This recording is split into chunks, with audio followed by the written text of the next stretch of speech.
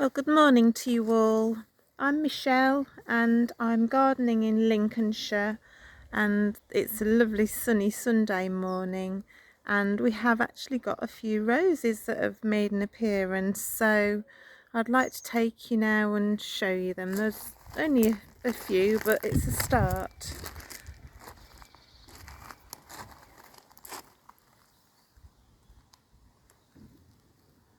So this is the first beauty. And this is actually one of my favourite roses. It's called Minerva. And as you can see, it's a gorgeous purple rose, and the scent is absolutely to die for.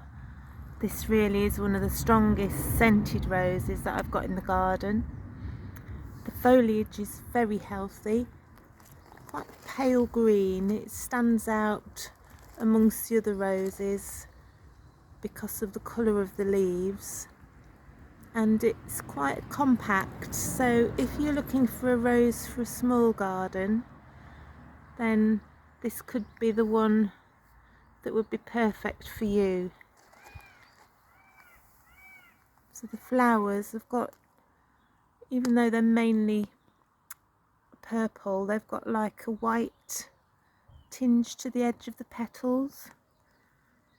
They've got a very full flower,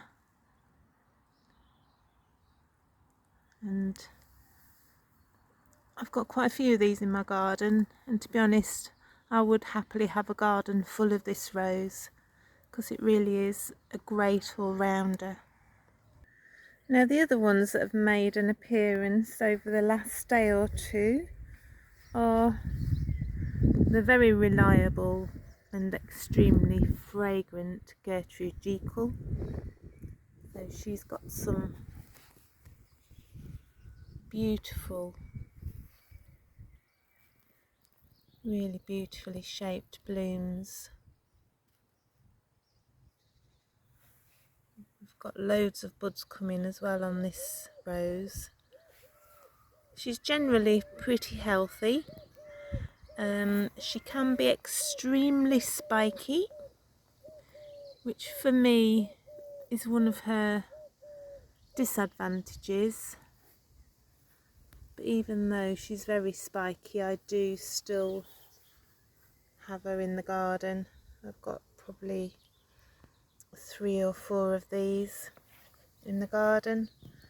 I did take one out when I was doing my rejigging in the spring, and I've planted it on the dike side, so I'll be quite interested to see how she does there, because roses do tend to do quite well there, because once they get their roots down, because they're on a dike side, there is a lot of moisture down there, and as you know, roses are very deep rooted and they need a lot of water, and also they need a lot of food, which they will get when they get their roots down into the bottom of the dike, because there's a lot of goodness down there for them. So this is the second Gertrude Jekyll, planted about 8 foot away from the first one. This one's not quite so far out, but lots of buds. I've still got quite a lot of white fly and green fly on these roses, but I'm trying not to spray because I do definitely have some ladybird babies around, and so I'd prefer to let them do the work if possible. Now Gertrude Jekyll was once voted to be the world's favourite rose. She was so popular, and still is in fact to this day. Most garden centres that have David Austin roses do tend to carry this rose. She's got, again, an amazing fragrance. It is one of the things that I do try to have in my garden, is fragrant roses, because there's no other joy than to put your nose to a rose and just get that wonderful scent. The scent of Gertrude is old rose, just classical old rose, and very, very strong. So that's Gertrude Jekyll. This rose won't be long before it's showing a bloom. I've got quite a few buds on here, and this is a David Austin rose again, same as Gertrude Jekyll, that was a David Austin rose. This one's called Tranquility, and it has beautiful, almost lemony white rosette flowers that are quite flat, and they've got a lovely fresh apple scent. I love this rose. It's very, very long lasting on the shrub, and also it's good as a cut flower as well, quite good as a wedding flower. So yes, should soon hopefully have something to show you here. The buds look pink, but as with a lot of the roses, they turn out to be a completely different colour when the flower comes out to the bud. So that's Tranquility. Now we're over at the Blue Moon shrub. This is a climbing rose, and as I told you in some of my previous videos this year, she's grown immensely this year and has really sort of put out some long canes, which I'm going to tie back into the snowball bush when I get a chance, to be honest with you. So again, this is another fabulous, well, it's more of a lilac really than a purple, this flower when it comes out. I'll just take you across here to show you some of the buds that are coming out. These are actually wound and tied into the snowball bush. I think it gives it quite a nice backdrop really, and obviously it gives it quite a lot of support because it can be a very octopus type of rose, so it really does need somewhere where it can be tied up to be supported. So we've got loads of long arms to this rose, and they're all pretty much covered in buds, so we're soon going to have some really lovely flowers. And again, this is a really, really fragrant shrub. So if you want to have Blue Moon climbing in your garden, then I recommend that you have somewhere where you can tie her to something. Now here's a bloom that's just thinking about opening. They do actually do a Blue Moon shrub form, so if you haven't got the room for a climber, it doesn't mean you can't have this rose. Just get the shrub form. So I believe Blue Moon's of the hybrid tea family. It's got quite a high scented bloom, but it is a very beautiful colour. There's not many roses actually around that are of this colour, and as you know, the purples and lilacs are some of my favourite ones, and some of the more fragrant roses tend to be in this colourway as well, which is probably why I favour them. And as far as colour schemes go, I do find that the lilac and purpley roses will go with most of the other colours. So if I'm doing a pink type of colour scheme in a bed, then I'll often add some blue or purple flowers as well, just to give it a little bit of a contrast. But I do like the pastel colours, so this is where this rose really fits in with my general idea of how I want my rose beds to look. I know I keep saying that each rose is probably the most fragrant in my garden, but this definitely stands up there with the rest.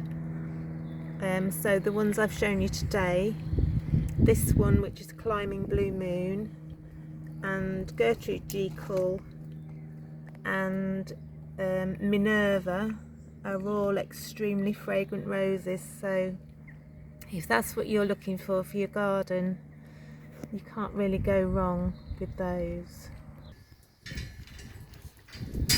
So just going through the side gate now and heading off round to the back garden. I'll just show you these. There's a few roses here that are putting on some good growth, and round the back of this fence, which we basically have to hide the polytunnel from the view of the house. So round here I have Gentle Hermione, and she's actually planted the other side of the fence, but I did feed some of her branches through because the other side is north facing, and I think this rose likes the sun. She's really taking off on this side, and she has actually got a bloom ready to pop here. She's full of buds. This is a 6-foot fence, and she's basically reached the top of that. So again, another lovely healthy rose, and again one of my favourites. So she'll be flowering soon, but yeah, she's a lovely healthy rose, and another David Austin one. So I'm going to take you now just to show you my other Blue Moon climber, which is on the woodshed.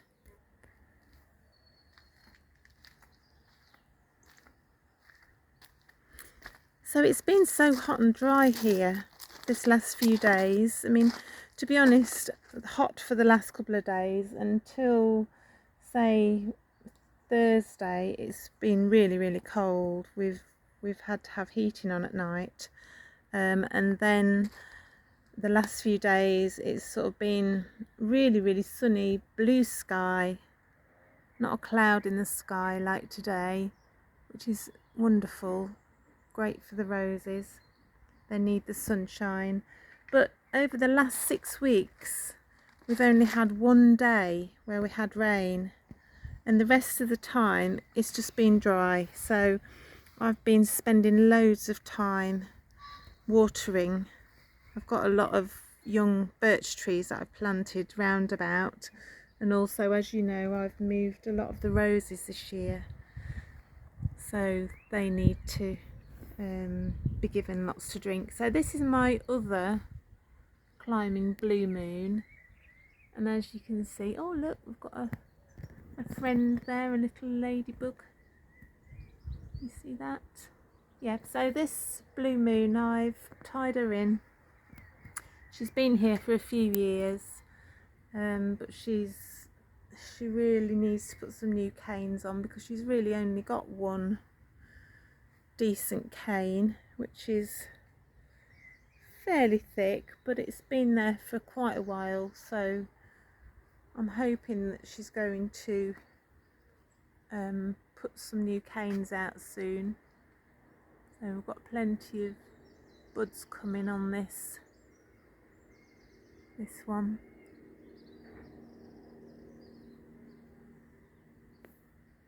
But yes, I can't wait for them all to come out. I'm sure you've all got your own roses blooming now in your gardens.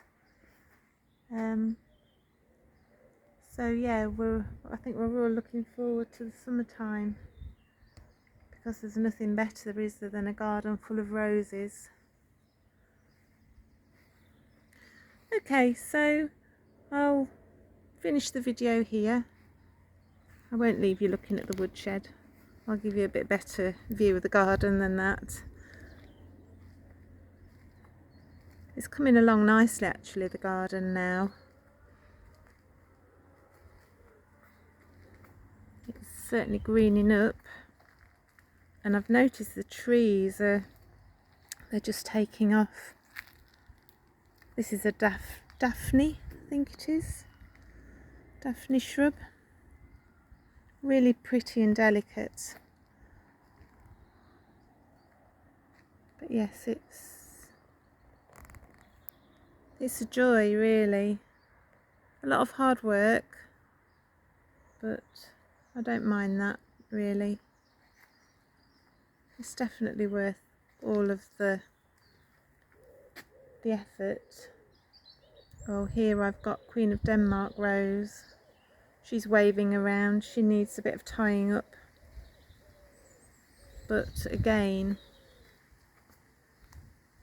she's just full of buds. She's an old rose and very, very healthy again. Matte green leaves, which a lot of the old roses have, and she will be covered, absolutely covered in pink blooms in probably about 3 weeks time.